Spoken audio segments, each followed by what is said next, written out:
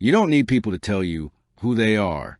They already show you every second, in every room, in every silence. Right now, you are being read, and you are reading others whether you know it or not. Most people listen only to words. But words are the smallest part of communication.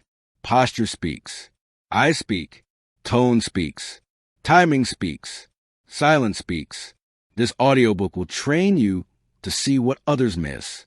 You will learn to spot confidence before it speaks. You will learn to recognize insecurity before it hides. You will learn to feel intention before it's explained. Because the truth is simple. People can lie with words, but they can't lie with behavior. And once you learn how to read behavior, you stop guessing. You stop being fooled. You stop walking blind into social situations. From today forward, you don't just hear people. You read them. Chapter 1, Behavior Never Lies. Words are cheap. Anyone can say anything. Anyone can promise anything. Anyone can pretend. But behavior? Behavior costs energy. Behavior takes effort. Behavior reveals truth. You don't need to be smart to talk. You don't need to be honest to speak. You don't even need to believe what you're saying to say it. But you cannot consistently fake behavior. That's the key. People can lie with their mouth. They can't lie with their patterns. Say that again in your mind. People can lie with their mouth. They can't lie with their patterns. If you learn only one skill from this entire audiobook, let it be this. Watch what they do, not what they say. Because words are easy to fake. Patterns are not. Most people live confused because they listen too much and observe too little. They hear promises. They hear excuses. They hear stories. And they believe them. Then they get disappointed. They get betrayed. They get used. They get surprised by things that were visible the whole time. Not because the signs weren't there, but because they refused to look. You don't need better luck with people. You need better observation. That's the key. Behavior is the only language that never lies. Not because people are evil. Not because everyone is manipulative. But because the body and habits always reveal the truth faster than the mouth can hide it. A person can tell you they care. But do they show up? A person can tell you they respect you. But do they listen when you speak? A person can tell you they're confident. But do they avoid eye contact, avoid decisions, avoid responsibility? Watch what they do, not what they say. Say it again. Watch what they do, not what they say. This is not cynicism. This is clarity. You're not becoming cold. You're becoming accurate. And accuracy protects you. Let's make this simple. Words are claims. Behavior is evidence. In real life, evidence beats claims every time. If someone says they're reliable but always arrives late, what's the truth? If someone says they're honest but changes their story, what's the truth? If someone says they value you but only contacts you when they need something, what's the truth? The truth is not what they say. The truth is what they repeat. Because people repeat who they are. They don't repeat what they want you to believe. They repeat what they actually are. That's the key. Personality is not what someone claims in a good moment. Character is what they repeat under pressure. And pressure doesn't create behavior. It reveals it. You don't need to analyze people like a scientist. You don't need complicated psychology. You don't need fancy theories. You just need to ask one question over and over. What do they do consistently? Not once. Not twice. Consistently. One action means nothing. A pattern means everything. Let that sink in. One action can be an accident. A pattern is a decision. One mistake is human. Repeated mistakes are choice. One kind moment is nice. Consistent kindness is character. One apology can be strategic. Consistent change is truth. That's the difference. Most people get trapped because they judge others by intentions instead of patterns. They say, but they meant well. They say, but they had a good reason. They say, but they said they'd change. Listen carefully. Intentions don't run your life. Patterns do. You don't live with someone's intentions. You live with their habits. You don't build a future with someone's words. You build it with their behavior. You don't get hurt by what people say. You get hurt by what they keep doing. That's the key. Microactions reveal real intention, not the big speeches, not the emotional promises, not the dramatic apologies, the small things, the tiny things, the everyday things. Do they call when they say they will? Do they listen when you talk? Do they respect your time? Do they keep boundaries? Do they follow through? These are not small details. These are character leaks. The truth leaks out in small ways. A person's real priorities show in how they spend their time. A person's real values show in what they tolerate. A person's real respect level shows in how they treat you when there's nothing to gain. You don't need their permission to notice this. You don't need their permission to believe what you see. You have a choice. You can keep listening to words, or you can start trusting behavior. That's the key. Let me make this uncomfortable for a second.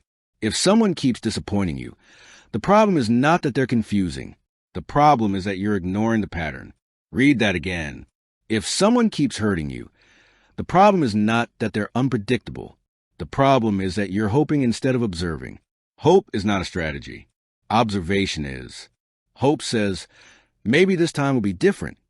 Observation says, this is who they've been showing me they are. And here's the tough part. People rarely change their patterns without pain, pressure, or a powerful reason. So if you keep seeing the same behavior, believe it, not because you're negative, but because you're paying attention. That's maturity. This is where you stop being naive. This is where you stop negotiating with reality. This is where you stop explaining away what's right in front of you. Watch what they do, not what they say. Say it again. Watch what they do, not what they say. People repeat who they are. They repeat how they treat you. They repeat how they handle stress. They repeat how they avoid responsibility. They repeat how they deal with conflict. They repeat how they show respect or disrespect. You're not seeing bad luck. You are seeing their pattern. And patterns don't lie. Let's talk about acting. Yes, people can act. Yes, people can perform. Yes, people can pretend. But they can't perform forever. Acting takes energy. Pretending takes focus. Maintaining a fake identity takes effort. Eventually, people get tired. Eventually, they relax. Eventually, the real habits come back. And when they do, that's who you're dealing with. That's the real person. Not the version from the first week. Not the version from the apology speech. Not the version from the emotional moment. The version that shows up over and over again. That's the key. This is why you should never make big decisions based on words alone. Not in friendships. Not in relationships. Not in business. Not in life. Words are marketing. Behavior is product. And you don't buy the marketing. You buy the product. So stop buying words. Start investing in patterns. Here's a simple rule you can carry for the rest of your life. The most honest sentence a person ever speaks is their behavior. They might never say it out loud, but they show it every day. They show you how much they care. They show you how much they respect you. They show you how much they value growth. They show you how they handle responsibility. They show you who they are when no one is watching. And here's the part that changes your life. Once you accept this, you stop being confused by people. You stop asking, why did they do that? You stop asking, what did they mean? You stop asking, do they really care? You already have the answer. It's in what they keep doing. Clarity is not complicated. Clarity is honest observation. You don't need their explanation. You don't need their story. You don't need their justification. You have a choice. Believe the pattern or keep believing the excuse. That's the key.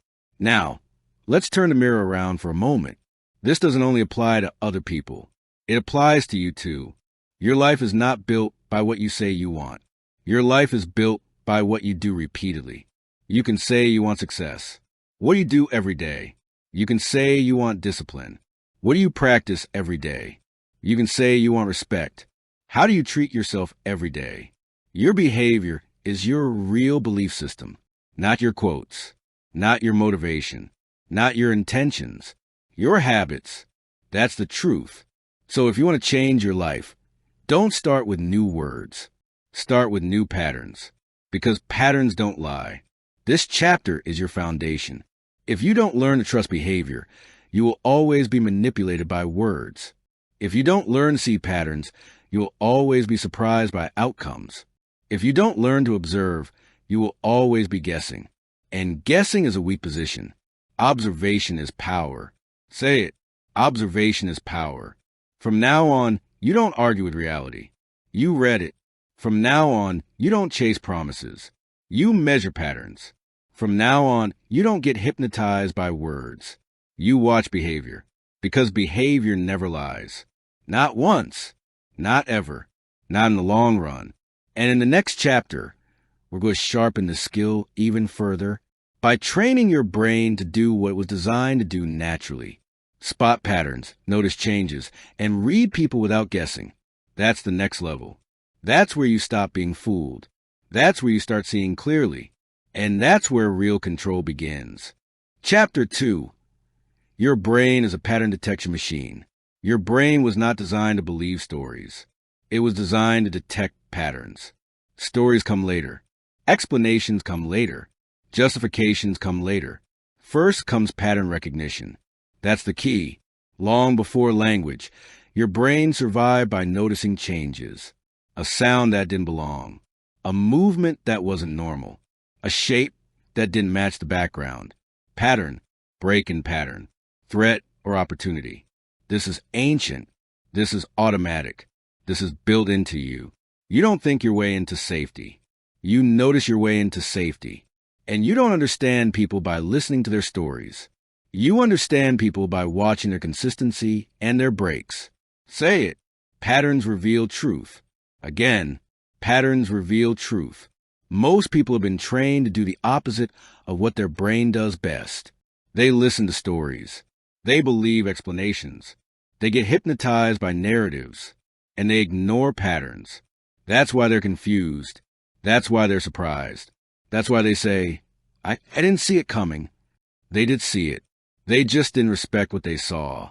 Your brain is constantly collecting data. Tone changes. Energy shifts. Behavior repeats. Timing changes. But if you don't consciously train yourself to trust patterns over stories, you'll override your own perception. You'll say things like, maybe I'm overthinking. Maybe it's nothing. They had a good reason. They didn't mean it like that. Listen carefully. Your brain notices patterns before your mind makes excuses. That's the key. Reading people is not about being clever. It's about being honest with what you observe. One action means nothing. Repeated actions mean everything. One good day doesn't define a person. One bad day doesn't define a person. But a repeated way of acting does. Character is not an event. Character is a pattern. Say it. Character is a pattern. When someone is calm once, it means nothing. When they're calm in chaos, that's a pattern. When someone lies once, it could be fear. When they lie often, that's identity. When someone helps you once, that's nice. When they help you consistently, that's character. Patterns reveal truth. Your brain tracks these things automatically. But most people talk themselves out of what they see. Why? Because stories feel better than reality. Stories give hope. Patterns give clarity. And clarity is uncomfortable if you don't like what you see. So people choose comfort over accuracy. They choose stories over data. They choose excuses over patterns. And then they pay for it later. You have a choice. You can trust your pattern-detecting brain, or you can keep letting stories override your perception. That's the key.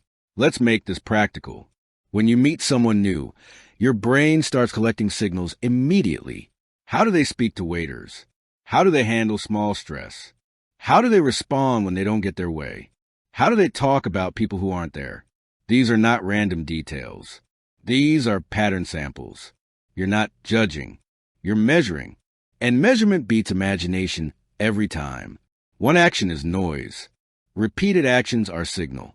Say it. One action is noise. Repeated actions are signal.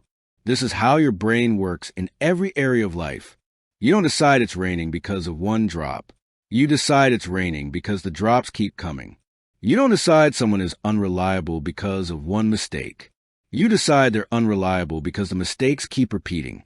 You don't decide someone is dangerous because of one weird moment. You decide it because the behavior keeps showing up. Your brain doesn't look for perfection. It looks for consistency. And consistency is the fingerprint of truth. That's the key. Now here's where most people get weak. They notice a pattern. Then they explain it away. They see disrespect.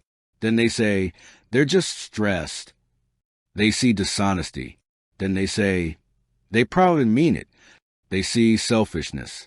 Then they say, they had a bad childhood. Listen carefully. An explanation does not erase a pattern. Say it again. An explanation does not erase a pattern. You can understand why someone is the way they are and still accept that this is who they are. Understanding is not the same as trusting. Empathy is not the same as exposure. You don't need their permission to protect yourself. You don't need their permission to believe what you see. Patterns reveal truth. Your job is not to judge. Your job is to notice. Not once, not twice, over time. That's how your brain was built to work. And this is why people who are calm and observant see more than people who are emotional and reactive. Emotion narrows perception. Calm widens it. If you're angry, you only see what supports your anger. If you're desperate, you only see what supports your hope. If you're afraid, you only see what supports your fear. But if you're calm, you see patterns. That's the key. This is also why smart manipulators try to keep you emotional. Because emotional people don't track patterns well. They track moments. They track feelings. They track stories. And stories can be edited. Patterns can't. A person can cry and still repeat the same behavior. A person can apologize and still do the same thing again. A person can promise and still keep the same habits. Your brain sees this. Your emotions try to ignore it. Discipline is choosing to trust your perception over your comfort. Say it. Discipline is choosing clarity over comfort. Now apply this to your own life. If you keep getting the same result, you have the same pattern. If you keep ending up in the same situations, you have the same habits. If you keep feeling stuck, you're repeating something, whether you admit it or not. Results are not random. They are pattern outcomes. You don't change your life by wishing. You change your life by changing what you repeat, because patterns reveal truth. This chapter is teaching you to stop being hypnotized by stories, yours and other people's. Stories are explanations. Patterns are evidence. Stories say, this time will be different. Patterns say, this is what usually happens. Stories make you emotional. Patterns make you accurate. You don't need more motivation. You need more honest observation.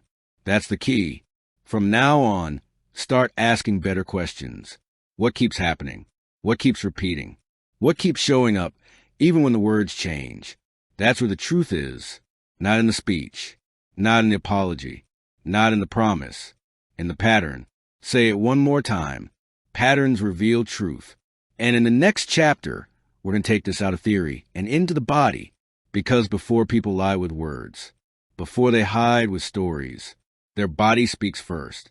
And once you learn to read that, you stop missing what's right in front of you.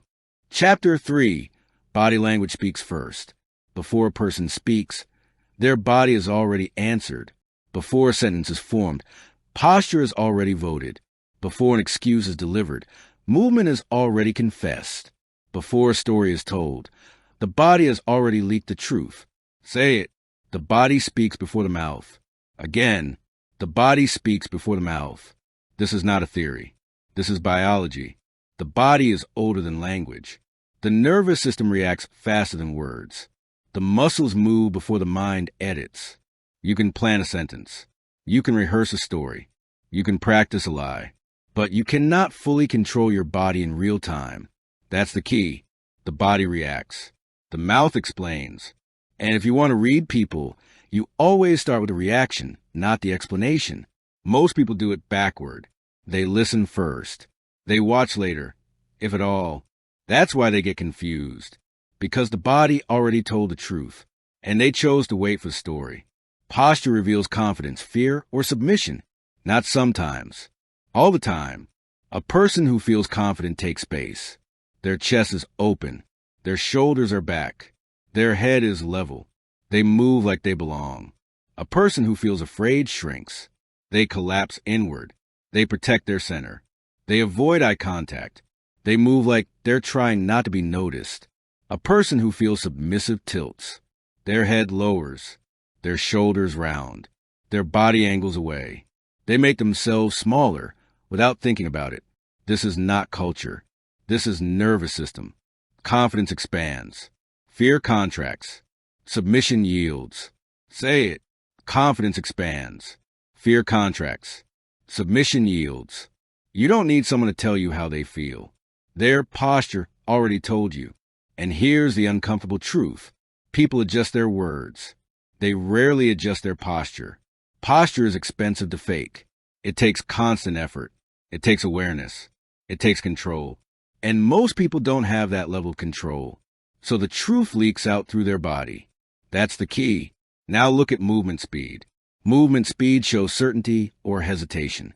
Confident people move cleanly. They don't rush for no reason. They don't freeze for no reason.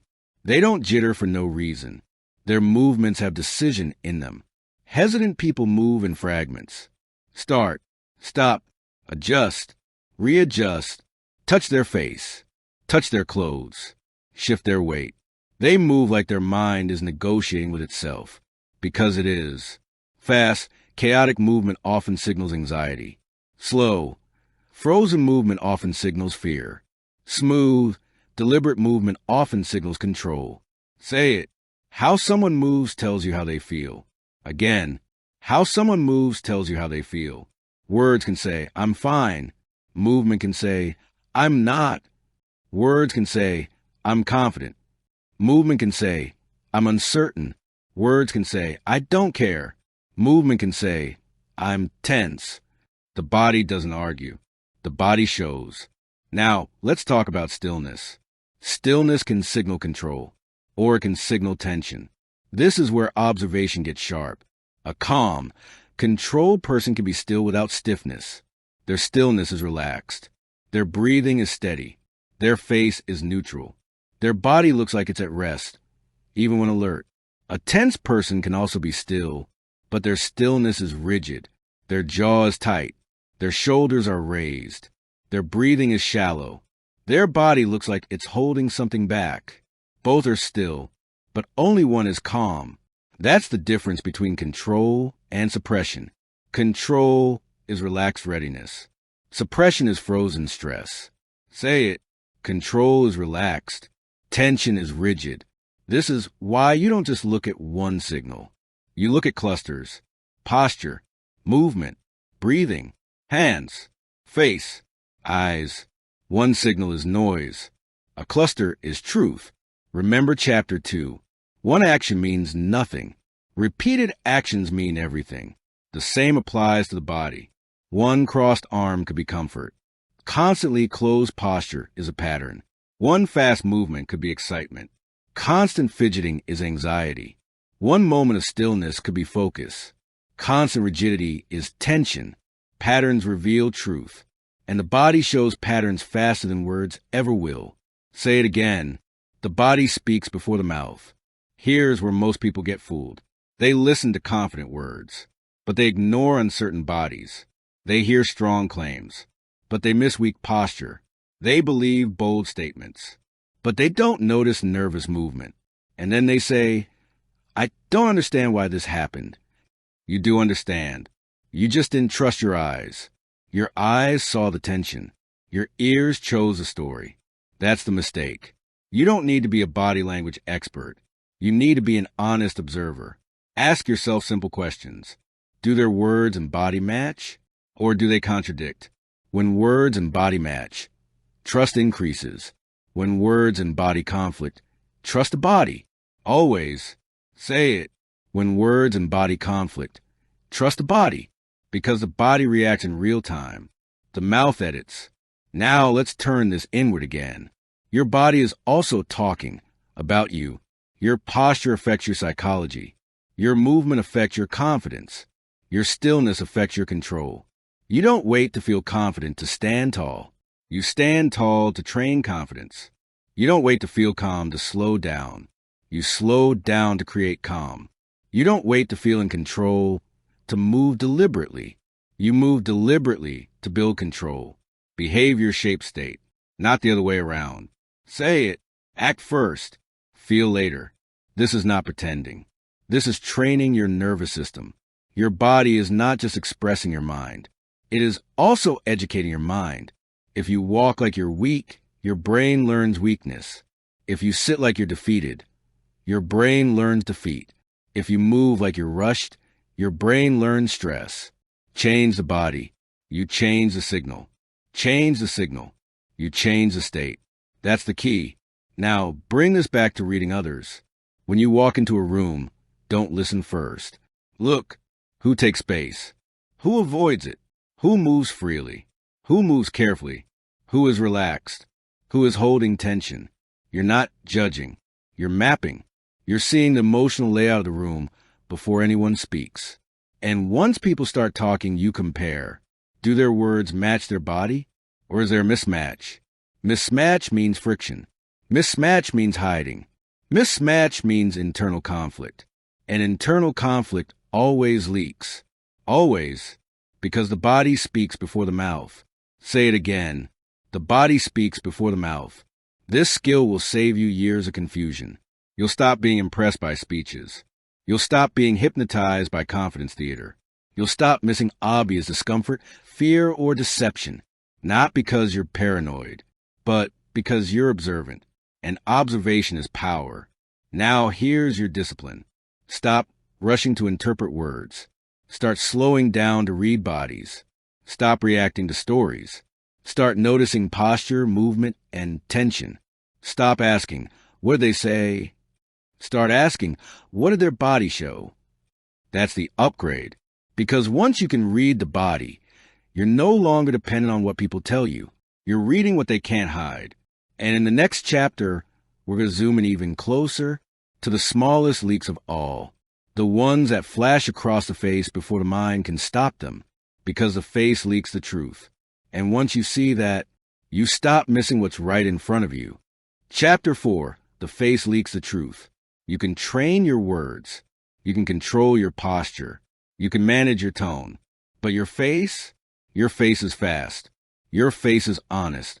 Your face is impatient with lies. Say it. The face leaks what the mind hides. Again, the face leaks what the mind hides. This is not opinion. This is biology. Your emotional system reacts before your thinking system can edit. Your face moves before your story is ready. Your muscles respond before your mask is fully in place. That tiny delay, that split second, that's where the truth escapes. Micro-expressions appear before conscious control. They are fast. They are brief. They are automatic. A flicker of fear, a flash of anger, a spark of disgust, a moment of surprise, a leak of contempt. Most people miss them because they're busy listening to words. They're busy thinking about what to say next. They're busy reacting emotionally, but calm observers see them. And once you learn to see them, you can't unsee them. That's the key. Real emotions flash, even when hidden. A person can say, that's fine, but their face might flash irritation. A person can say, I'm happy for you, but their face might leak envy. A person can say, I'm not angry, but their jaw tightens, their eyes harden, their lips press together. Words say one thing, the face says another. When that happens, trust the face. Say it. When words and face disagree, trust the face, because the face reacts. The mouth negotiates. The face is the nervous system. The mouth is the public relations department. And PR exists to manage perception, not to reveal truth. That's why forced smiles and real smiles are never the same. A real smile uses the whole face. The eyes soften, the cheeks lift, the muscles move naturally. A forced smile is a mouth performance. The lips move, the eyes don't, the tension stays. The face looks like it's trying to convince you. Your brain feels the difference even if you can't explain it. Why? Because your brain evolved to read faces before it evolved to read language. Faces kept us alive. Faces signaled danger. Faces signaled safety. Faces signaled threat, trust, anger, fear, acceptance, rejection. Long before words, there were expressions, and your brain still prioritizes them. That's the key. You don't need to be a detective. You don't need to stare. You don't need to analyze every blink. You just need to notice. Notice the first reaction. Notice the first flash. Notice what happens before the smile appears. Notice what happens before the calm voice shows up. Because the first reaction is the honest one. The second reaction is the edited one. Say it. First reaction is honest. Second reaction is managed. This is why people often say, I didn't mean to make that face. Exactly. They didn't mean to. That's the point. Their nervous system spoke before their social mask could stop it. That's the leak. The face leaks what the mind hides. Now, let's get very clear about something. This is not about hunting lies. This is not about becoming paranoid.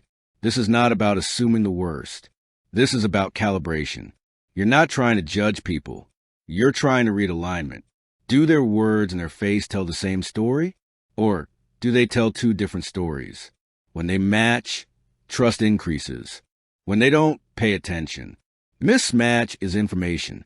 Say it. Mismatch is information. If someone says they're excited, but their face flashes hesitation, that's information.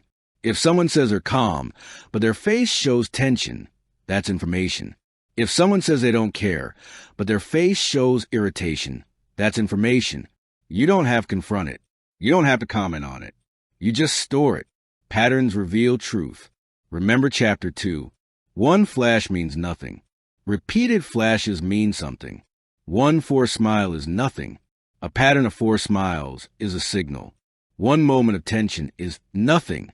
Consistent tension is a message. Your job is not to accuse. Your job is to observe. Now here's where people get manipulated. They hear reassuring words. They ignore uncomfortable expressions. They accept the story. They dismiss the signal. And later they say, I had a weird feeling, but I ignored it. That weird feeling was your brain reading a face. Say it. Your intuition is pattern recognition. It's not magic. It's not mystical. It's your brain processing microsignals faster than your conscious mind can explain. When you ignore it, you're not being rational. You're being disconnected from your own perception. That's the key. Let's talk about emotional leakage. People can hide emotions, but they can't hide them perfectly. And they definitely can't hide them forever. Emotion wants to move. Emotion wants to express. Emotion wants to be seen. So it leaks through the eyes, through the mouth, through the tension in the face, through the timing of expressions. A person might control their words. They might control their posture, but their face will still flicker. And those flickers of the truth try and get out. The face leaks what the mind hides. Say it again. The face leaks what the mind hides. Now turn this skill inward. Your face also tells the truth about you. You might say you're fine, but your face might show stress. You might say you're confident, but your face might show doubt. You might say you don't care, but your face might show attachment. Your body language is one layer. Your facial expression is a deeper layer. If you want more self-control, start by noticing your own face. Notice your tension. Notice your jaw. Notice your eyes. Notice your micro-reactions. You can't control what you don't notice. Awareness comes first. Control comes later. Say it. Awareness before control. When you become aware of your own facial leaks, you gain power over your emotional state. You can relax your jaw. You can soften your eyes. You can slow your breathing. You can release tension from your face. And when you change your face, you change your nervous system signal. The face doesn't just express emotion. It also feeds emotion back into the brain. Relax the face. The brain reads safety. The body calms down. Tighten the face. The brain reads danger. The body prepares for stress. Your face is not just a window. It's a control panel. That's the key. Now, bring this back to reading others. When someone speaks, don't just hear them. Watch their face at the start of their response. The first half second is gold. That's where surprise shows. That's where fear flashes. That's where irritation leaks. That's where excitement appears. Then the mask comes on. Then the story begins. Then the social version takes over. You want the first frame, not the edited movie. Say it. Watch the first reaction. Again, watch the first reaction. This will change how you see people. You'll start noticing who is genuinely comfortable, who is pretending, who is hiding tension, who is masking resentment, who is forcing agreement, who is suppressing emotion, not because you're suspicious, but because you're present. And presence beats cleverness every time. Let's anchor this again. People can control words. People can partially control posture. People can manage tone, but the face leaks. Always, not because people are bad, but because the nervous system is faster than social performance. That's human. So stop asking, what did they say? Start asking, what did their face do first? Stop getting hypnotized by polished answers. Start noticing raw reactions. You don't need their permission to trust what you see. You have a choice. Believe the performance or read the leak. That's the key. And in the next chapter, we're going to expand this even further, beyond the face, beyond posture, into something most people completely ignore: tone, timing, and silence. Because sometimes what people don't say, and how they don't say it, tells you more than any expression ever could. Chapter 5, Tone, Timing, and Silence. Most people listen to words. Smart people listen to how the words are delivered. Say it. Listen to how, not just what. Again, listen to how, not just what, because words are content. Tone is intent. Timing is confidence. Silence is meaning. You can lie with words. You can't hide tone forever. You can't fake timing under pressure. You can't control silence without revealing something. That's the key. How something is said matters more than what is said. The same sentence can mean 10 different things depending on tone. I'm fine. Said calmly, it means calm. Said sharply, it means irritation. Said quietly, it means withdrawal. Said fast, it means anxiety. Said slow, it means restraint or tension. Same words, different realities. If you only listen to the words, you miss the message. Say it. Words are the surface. Tone is a signal. Tone tells you emotional state. Tone tells you confidence level. Tone tells you comfort or discomfort. Tone tells you whether someone is relaxed, defensive, aggressive, or uncertain. People work very hard to control what they say. They work much less hard to control how they say it. That's why tone leaks truth. Just like posture, just like the face, just like movement, different channel. Same rule, the body and voice react first. The story comes later. Now let's talk about timing. Pauses reveal doubt, strategy, or discomfort. A pause is never random. A clean, natural pause can mean thinking. A sharp, sudden pause can mean surprise. A long, heavy pause can mean hesitation, calculation, or internal conflict. When someone answers immediately and smoothly, it often means the answer is ready. When someone delays, stumbles, or rephrases, it often means the mind is working around something. Not always lying, but always processing. And processing is information. Say it. Processing is information. Fast answers under pressure usually come from habit or honesty. Slow answers under pressure usually come from editing or uncertainty. Again, not judgment. Calibration. You're not accusing. You're observing. If someone always answers quickly and suddenly slows down on one topic, that's a pattern break. And remember Chapter 2. Your brain is designed to notice changes, not stories. A change in timing is a signal. Say it. Changes are signals. Now let's talk about silence. Silence is often louder than words. Most people are uncomfortable with silence. They rush to fill it. They explain. They justify. They talk too much. Why? Because silence creates pressure, and pressure reveals things. In silence, people reveal nervousness, confidence, dominance, discomfort, control, or lack of it. A confident person can sit in silence without rushing. A nervous person fills space. A manipulative person uses silence to create tension. A submissive person uses silence to avoid conflict. Same silence, different meanings. Again, you don't analyze one moment. You look for patterns. Patterns reveal truth. Say it. Patterns reveal truth. Silence can be a weapon. Silence can be a shield. Silence can be honesty. Silence can be avoidance. Your job is not to guess. Your job is to observe how silence is used. Does someone go silent when challenged? Do they go silent when uncomfortable? Do they go silent to control the room? Do they go silent to think? Over time, their pattern becomes obvious. Now here's the mistake most people make. They get hypnotized by fluent speakers.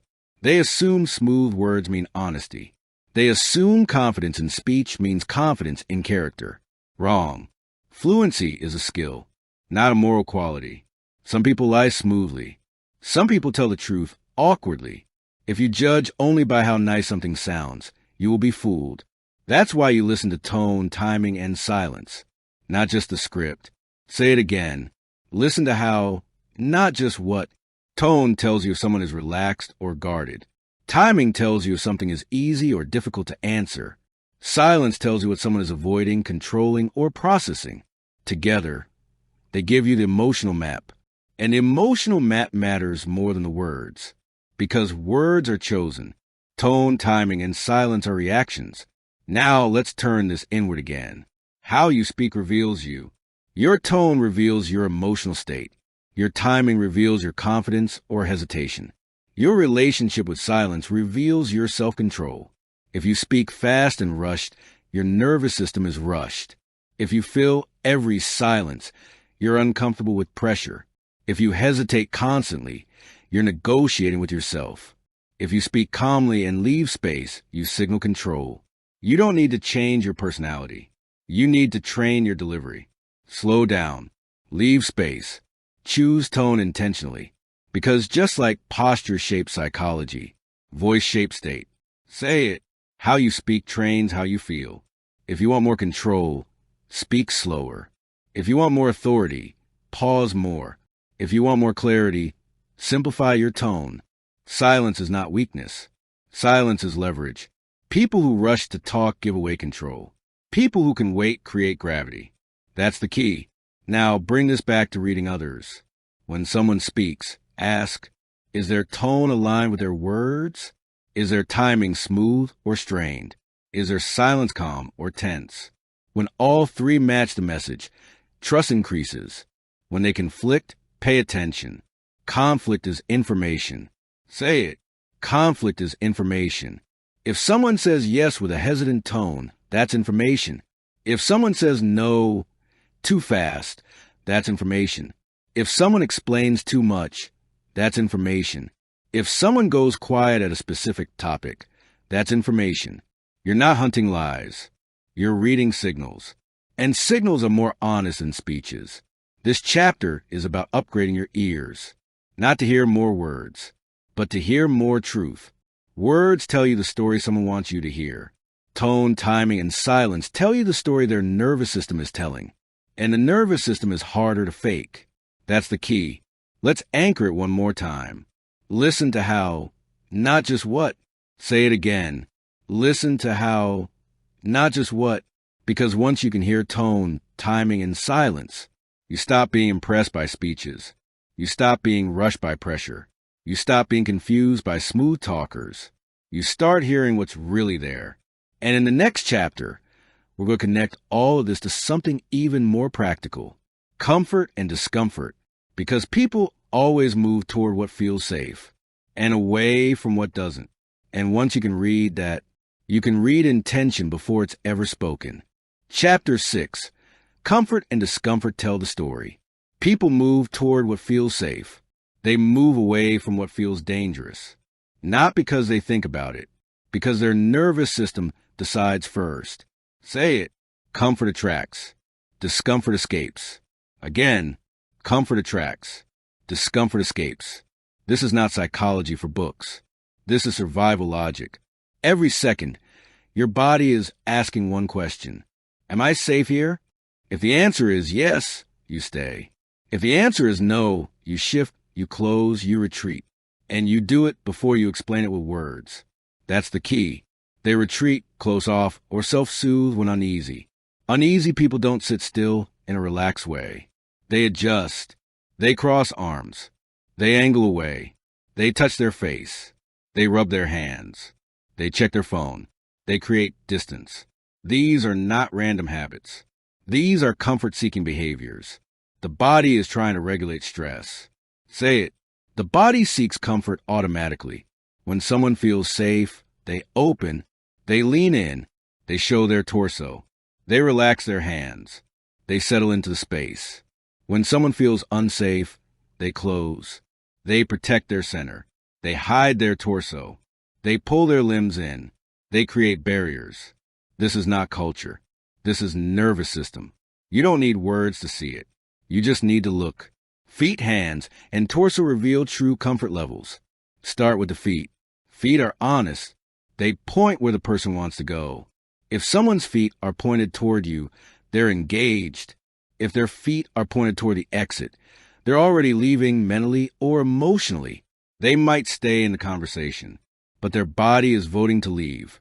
Say it. Feet don't lie. Hands come next. Relaxed hands mean relaxed nervous system. Clenched hands mean tension. Fidgeting hands mean anxiety or discomfort. Hands hiding mean defensiveness or insecurity. Hands are regulators. They move when the nervous system is unsettled.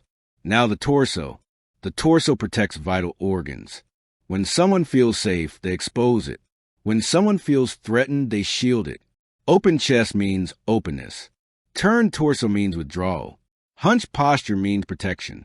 Again, not judgment. Observation. Comfort attracts. Discomfort escapes. Say it again. Comfort attracts. Discomfort escapes. This is why you can read interest without a single word. If someone keeps leaning in, staying oriented toward you, staying open, that's comfort. If someone keeps pulling back, turning away, closing off, that's discomfort. They might still smile. They might still talk. They might still be polite. But their body is already answering the real question. And the real question is always, do I want to be here? That's the key. Now here's where people get confused. They listen to polite words. They ignore uncomfortable bodies. They hear, yeah, sure, that's fine. They miss the turned torso, crossed arms, pointed feet. Then they say, but they said yes. Yes, they said yes. Their body said no. Which one are you going to believe? Say it. Believe the direction of the body, because direction reveals desire. People move toward what they want. They move away from what they don't, even when they're trying to be nice, even when they're trying to avoid conflict, even when they're trying to save face. The nervous system always votes first. Now let's talk about self-soothing. When people are uncomfortable, they try to regulate themselves. They touch their face. They rub their neck. They play with objects. They adjust their clothes. They rock slightly. They tap their foot. These are not habits. These are stress regulators. The body is trying to calm itself down. Again, one movement means nothing. A pattern means something. Patterns reveal truth. If someone becomes fidgety around one topic, that topic carries tension. If someone becomes closed around one person, that person triggers discomfort. If someone becomes restless in one environment, that environment feels unsafe. You don't need to guess. You observe. Say it. Observe. Don't assume. This chapter is teaching you to read motivation through movement, not what people say they want, what their body moves toward, not what they claim feels fine, what their nervous system tries to escape. Comfort attracts. Discomfort escapes. That's the rule. Now turn this inward. Your body is also telling your story. What do you move toward every day? What do you avoid every day? What do you procrastinate on? What do you escape into? That's not random. That's your comfort map. If you always avoid hard conversations, your nervous system is avoiding discomfort. If you always delay difficult work, your nervous system is choosing comfort. If you always reach for distraction, your nervous system is escaping pressure. Your life is shaped by what you move toward and what you move away from. Say it. Your direction reveals your priorities. If you want to grow, you don't follow comfort. You train yourself to tolerate discomfort. Not all at once, not dramatically, but consistently. Because growth lives where comfort ends. That's the key. Now, bring this back to reading others. When someone is comfortable, they stay. When someone is uncomfortable, they manage distance. Distance can be physical. It can be emotional. It can be conversational. They change the topic. They check their phone. They angle away. They shorten answers. They disengage. These are exits, not always dramatic, but always directional. And direction is truth. Say it.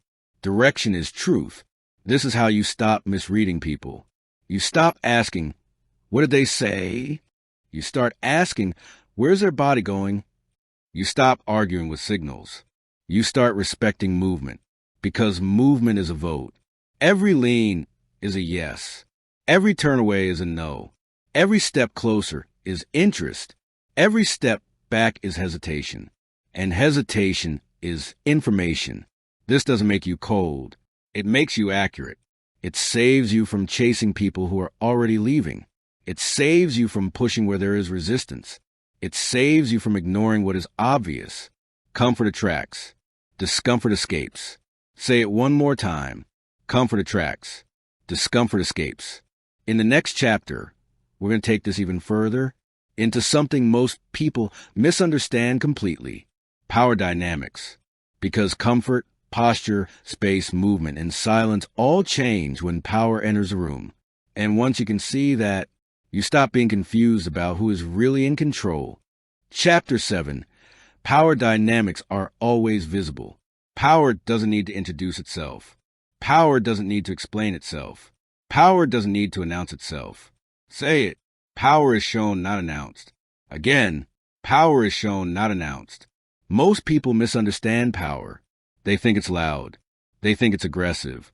They think it's dominant talk and big gestures. That's not power. That's insecurity trying to look powerful. Real power is quiet. Real power is slow. Real power is controlled. And once you learn to see it, you can't unsee it. Status shows in space-taking, eye contact, and pace. Start with space. High-status people take space without apologizing. They sit comfortably. They stand grounded. They don't shrink. They don't rush to get out of the way. Low-status behavior looks different. It makes itself smaller. It moves around others. It avoids being in the way. It asks for permission with its body. This is not about arrogance. This is about nervous system certainty. A person who feels they belong takes space naturally. A person who feels they don't belong tries not to be seen. Say it. The body shows where someone thinks they belong. Now look at eye contact. Strong. Calm eye contact signals comfort with pressure, not staring, not challenging, just steady. Avoidant eye contact signals discomfort, submission, or anxiety. Excessive, forced eye contact often signals nervous dominance, try and control through intensity. Again, two people can look at you. One is relaxed. One is tense. Same action, different state. Patterns reveal truth. Now look at pace. High-status people don't rush. They don't hurry their words. They don't speed up their movements to please others. They move on their own timing. Low-status behavior often rushes. It fills silence. It explains too much. It moves fast to reduce pressure. Speed is not efficiency. Speed is often nervousness. Say it. Calm pace signals control. Which brings us to the second truth. The calmest person often holds the most control. Not the loudest. Not the most dramatic. Not the most aggressive. The calmest. Why? Because calm means the nervous system is not under threat. And the person who is least threatened has the most leverage. Think about it. In any disagreement, who loses control first? The person who cares more about the outcome. The person who feels more threatened. The person who is more emotionally invested. The person who stays calm keeps options. The person who gets emotional gives them away. Say it. Emotion gives up leverage. Calm keeps it. This is why calm people often dominate rooms without trying. They don't need to interrupt. They don't need to rush. They don't need to prove. They wait. They listen. They speak when it matters. And others adjust to them. That's real power. Now let's talk about the difference between nervous dominance and quiet confidence. Nervous dominance is loud. It interrupts. It overexplains. It tries to control the room with energy and pressure. It needs to be seen. It needs to be heard. It needs to win every moment. Because inside it's afraid of losing control. Quiet confidence is different. It doesn't rush. It doesn't overreact. It doesn't chase attention. It knows it doesn't need to perform. It doesn't need to prove. It doesn't need to convince. It doesn't need to push. It assumes space. Say it. Insecurity performs. Confidence presumes. This is one of the clearest tells of power dynamics. Who is trying to dominate the moment?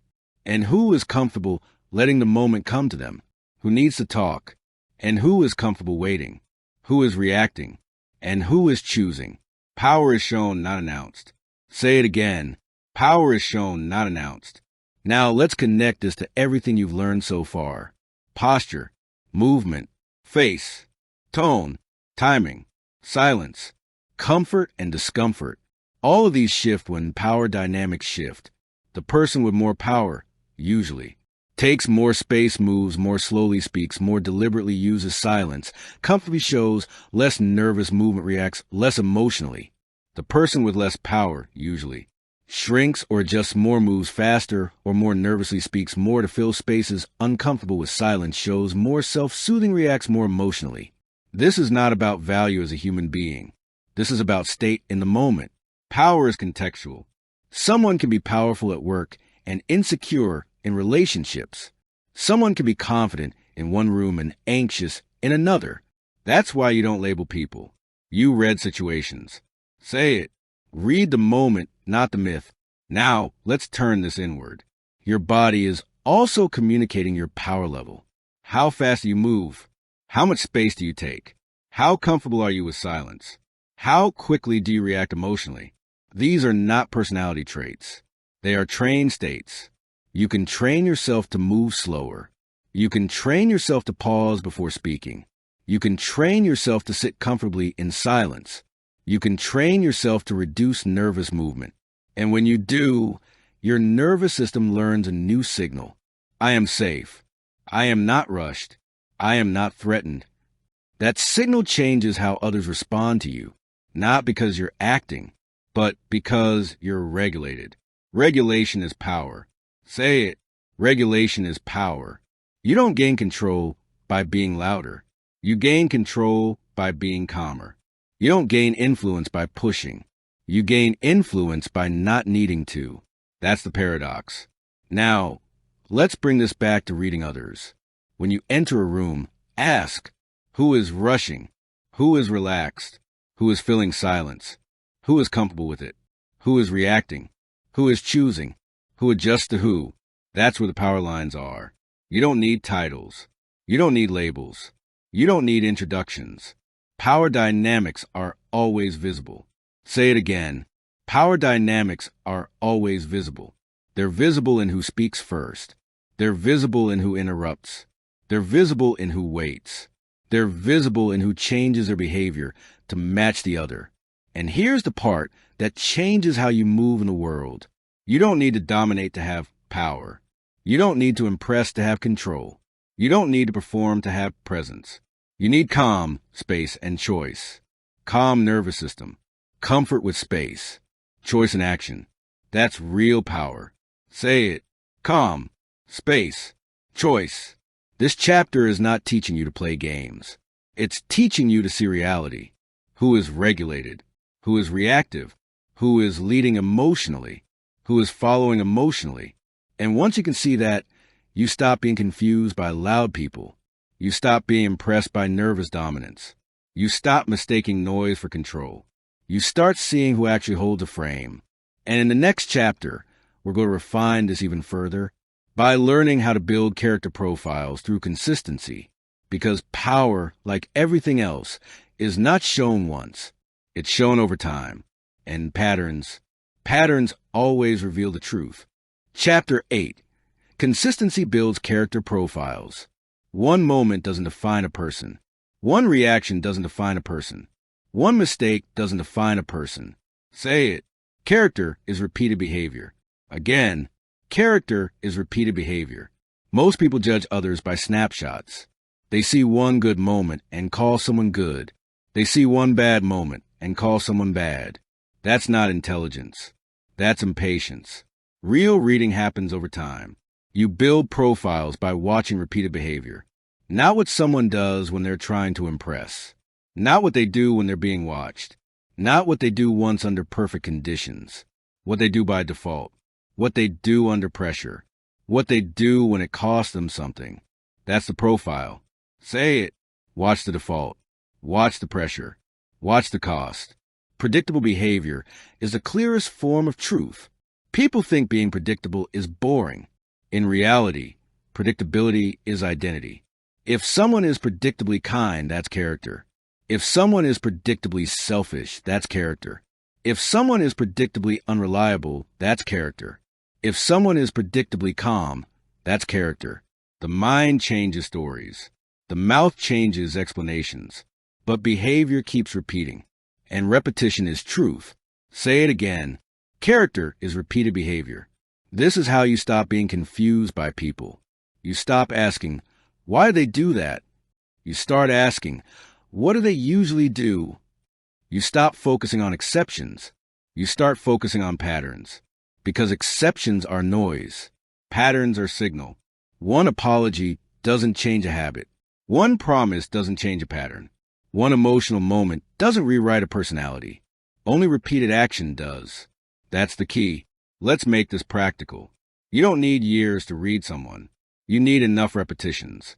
How do they handle small responsibilities? How do they treat people who can't help them? How do they respond to inconvenience? How do they behave when no one is watching? How do they act when they're tired, stressed, or under pressure? These are not random tests. These are character windows. And windows reveal what walls try to hide. You're not judging. You're profiling. Not in a creepy way. In a survival way. Your brain already does this. You're just learning to do it consciously. Say it. I don't judge moments. I read patterns. This is how you protect your time. This is how you choose better partners. This is how you avoid repeated disappointment. This is how you stop being surprised by predictable outcomes. Because predictable behavior is the clearest form of truth. If someone is consistently late, believe it. If someone is consistently defensive, believe it. If someone is consistently generous, believe it. If someone is consistently unreliable, believe it. Don't argue with consistency. Don't negotiate with repetition. Don't romanticize exceptions. Say it. Don't romanticize exceptions. Exceptions are hope. Patterns are reality. And reality is what you build your life on. Now here's the uncomfortable part. People don't usually change their patterns without strong pressure, strong pain, or strong purpose. So if you keep seeing the same behavior, assume it will continue. Not because you're negative, but because you're being accurate. Accuracy is kindness to your future self. Say it. Accuracy is self-respect. This doesn't mean people can't change. It means you don't bet your life on potential. You bet on demonstrated behavior. Potential is a story. Behavior is evidence. Say it. Evidence beats potential. This chapter is about upgrading how you choose who to trust. Not by charm. Not by promises. Not by emotional moments. By track record. What have they done? Repeatedly? That's who they are, right now. And right now is what you're dealing with. Now turn this inward. Your character is also being written by repetition. Not by what you plan. Not by what you intend. By what you do again and again. If you repeat avoidance, you build an avoider. If you repeat discipline, you build discipline. If you repeat honesty, you build integrity. If you repeat excuses, you build weakness. You are not your goals. You are your habits. Say it. I am what I repeat. This is good news and bad news. The bad news. You can't lie to yourself about who you are. The good news. You can rebuild yourself by changing what you repeat. Not once. Not twice. Consistently. Character is repeated behavior. So if you want to become calmer, repeat calm actions. If you want to become disciplined, repeat disciplined actions. If you want to become confident, repeat confident behaviors. Your identity will follow your repetition. That's the key. Now bring this back to reading others one more time. Stop being surprised by people who keep being the same. Stop hoping patterns will magically disappear. Stop giving unlimited chances to consistent behavior. You don't need to punish. You don't need to argue. You just need to update your expectations. Expect people to be who they've been showing you they are. That's not pessimism. That's intelligence. Say it. Expect patterns, not promises. This chapter gives you long-term vision, not just how to read moments, but how to read people. Because people are not their speeches.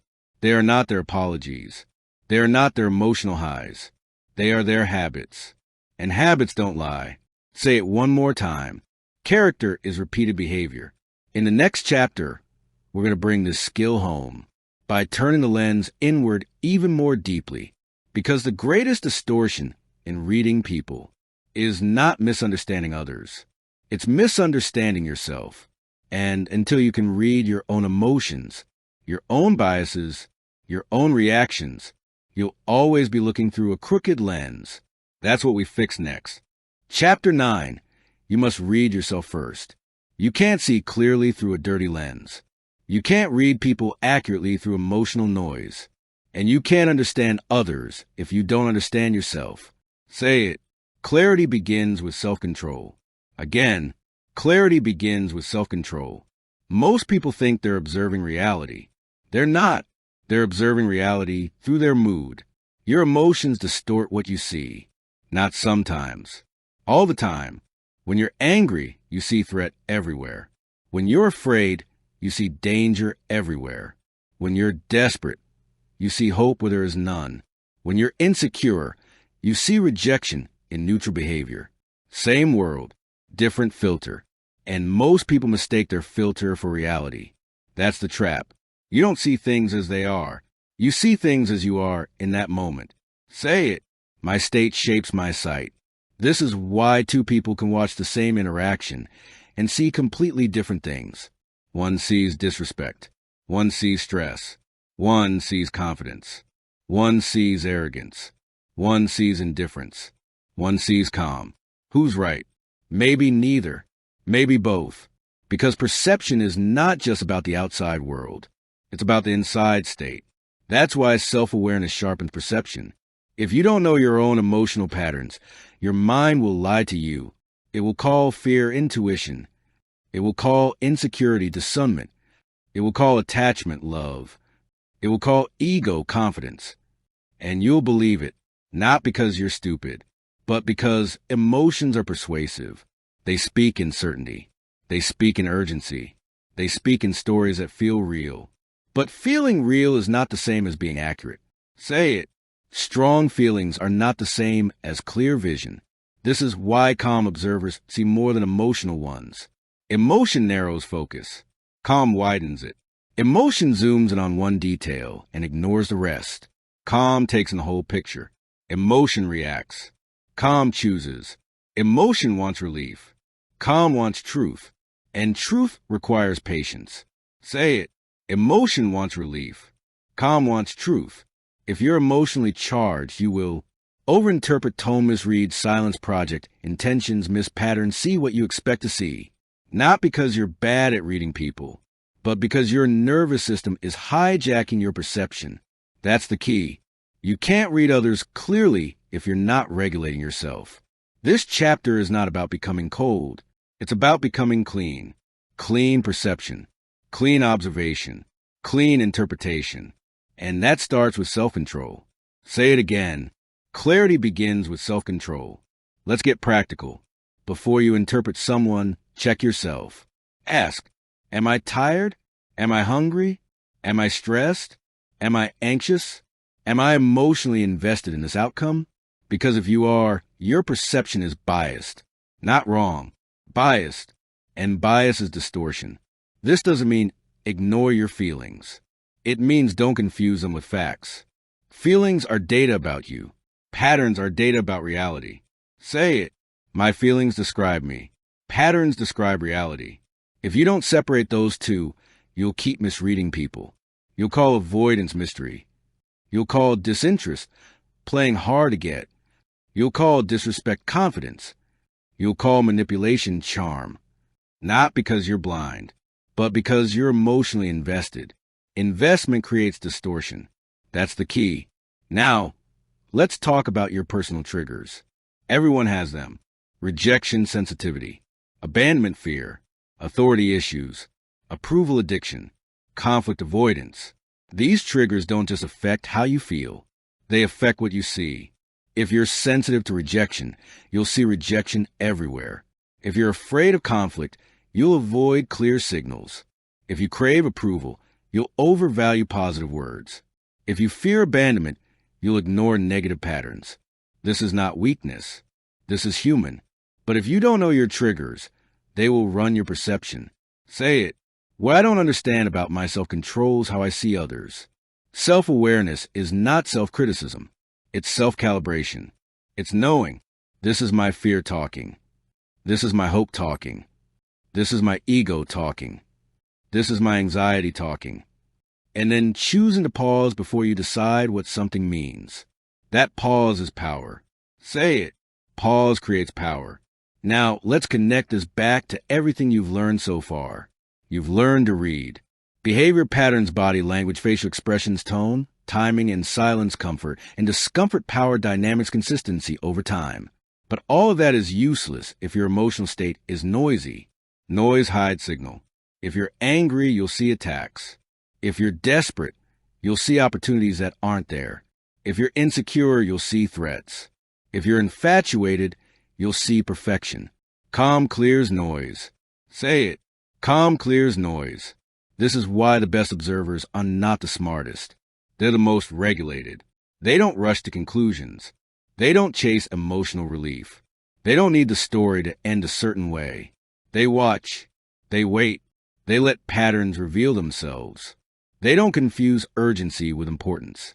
They don't confuse feelings with facts. They choose clarity over comfort. That's self-control. Now here's the uncomfortable truth. Most people don't want clarity. They want emotional comfort. They want reassurance. They want hope. They want validation. So they accept interpretations that feel good and reject observations that feel threatening. This is how people stay stuck. Not because they can't see, but because they don't want to. Say it. Comfort lies.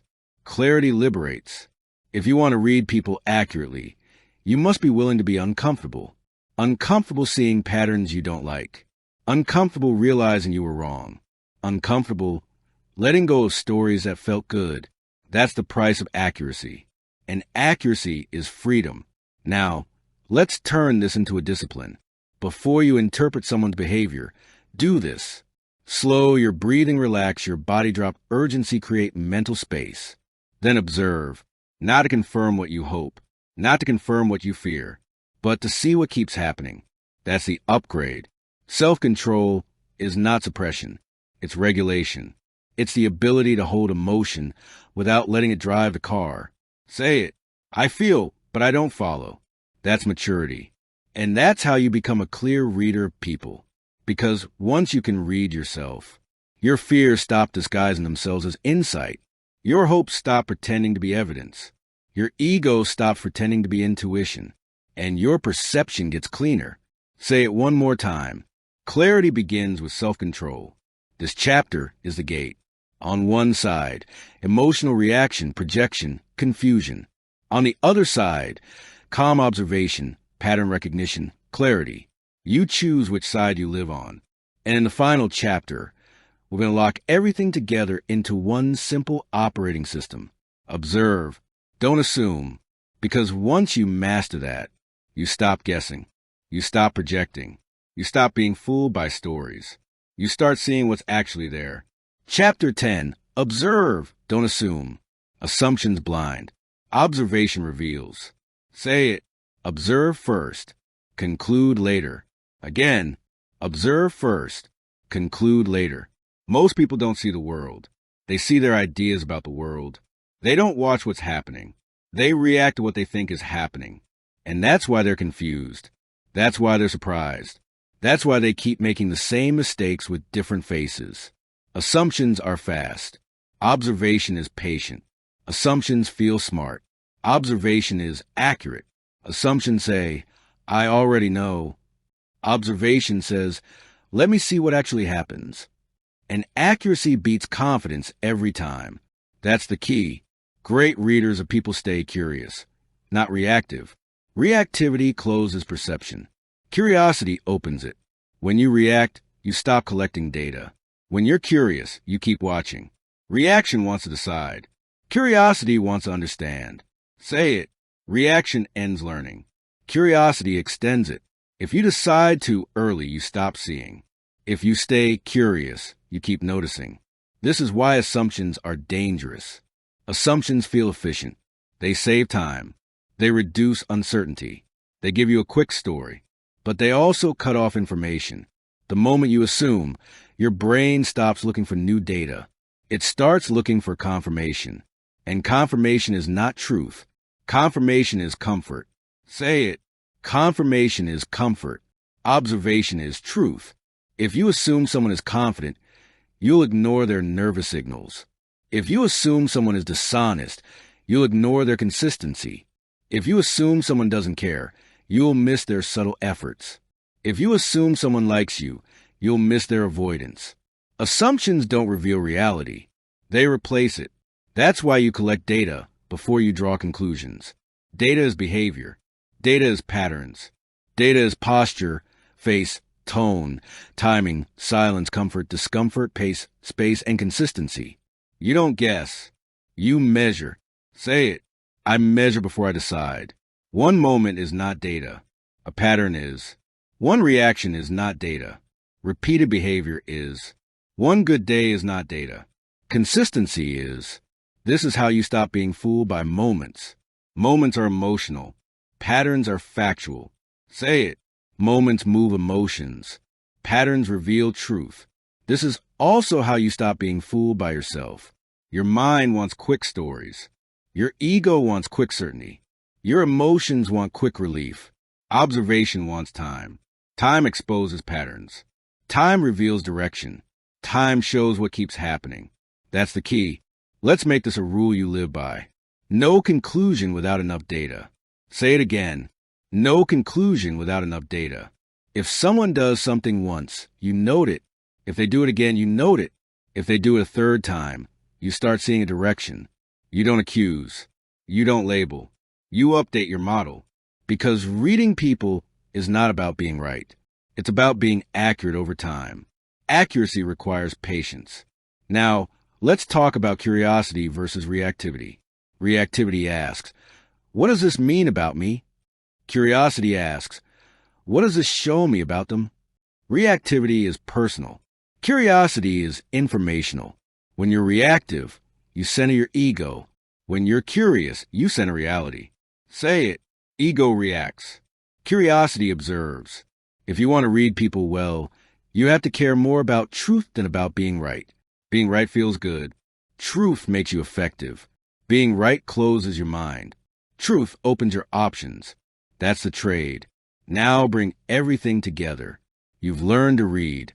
Behavior over words, patterns over stories, the body, before the mouth, the face, before the explanation tone. Timing and silence, comfort, and discomfort, power, dynamics, consistency. Over time yourself before others. All of that works only if you don't rush to conclusions. Because the moment you assume, you stop seeing. Say it again. Observe first. Conclude later. This is not about being passive.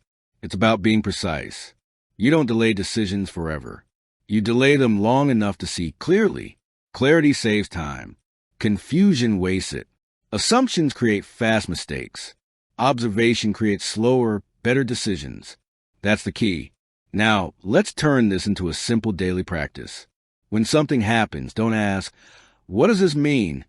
Ask, what else do I need to see? When someone acts in a way you don't like, don't ask, why are they like this? Ask, is this a pattern or a moment? When you feel triggered, don't ask, who's wrong? Ask, what am I reacting to and what am I missing?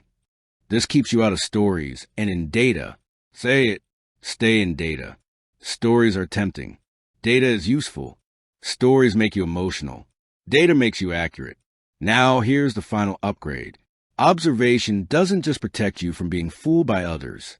It protects you from being fooled by your own mind. Your mind wants shortcuts. Your mind wants certainty. Your mind wants closure. Observation wants evidence. If you train yourself to wait for evidence, you become harder to manipulate, harder to rush, and harder to confuse. Not because you're suspicious, but because you're disciplined. Say it. Discipline beats drama. This is what mastery looks like. You don't rush to label people, you don't chase first impressions, you don't get hypnotized by words, you don't ignore patterns, you don't let emotion drive interpretation. You watch, you collect, you compare, you decide. That's control. And control creates freedom. Now let's close the loop on the entire audiobook. People can lie with words, but behavior doesn't lie. Your brain is a pattern detection machine. Use it. The body speaks before the mouth. Listen to it. The face leaks what the mind hides. Watch it. Tone, timing, and silence reveal state. Hear them. Comfort attracts. Discomfort escapes. Power is shown, not announced. Character is repeated behavior. Clarity begins with self-control. And the rule that holds it all together. Observe first. Conclude later. Say it one last time. Observe first. Conclude later. This is not just how you read people. This is how you read life. You stop guessing. You stop projecting. You stop being surprised by predictable outcomes. You start seeing what's actually happening. And when you see clearly, you move cleanly. When you move cleanly, you make better choices. When you make better choices, your life changes. Not by magic, by accuracy. That's the real power. And now you have it.